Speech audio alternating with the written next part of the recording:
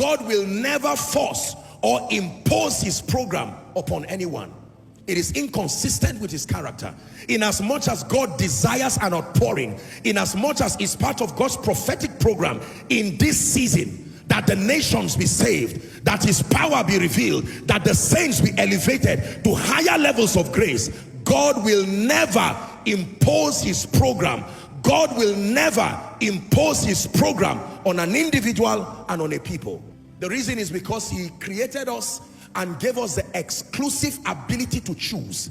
And isn't it amazing that even at the detriment of your eternal destiny, you can choose that God should live your life alone and he will respect you. There are people today who have heard the gospel. It was preached to them and they looked at the person preaching and said, congratulations, shake my hand. I've heard everything, but as an act of my will, I reject you and reject Jesus. God will respect them. He will respect their refusal of him. But there are consequences with every decision. Just because God intends for a mighty move to rest upon Nigeria, upon Africa, upon the nations of the earth, upon your family, upon your business, upon your destiny, it does not mean that prophetic word will come to pass. And the first reason is that God never imposes anything. Let this give you wisdom already.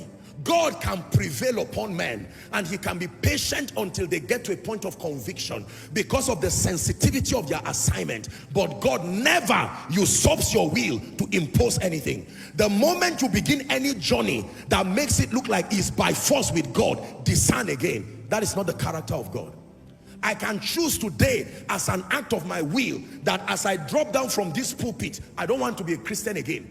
I can choose as an act of my will that I don't want to be a man of God again. God will not just say, okay, go. He will say, no, no, no, many destinies are tied to you. So God will prevail upon me. But after a persistent period, if he sees that my decision was an act of my will, not manipulation from demon spirits, I use my will to reject him and reject his program, he will raise another person and allow me, together with the consequences of my rebellion. That's how God works. Can I tell you? In this end time, there are many people who will carry the bishopric of others because there are people who have been destined. There are families that have been destined. God cannot delay the rising of many because of the carelessness of a few.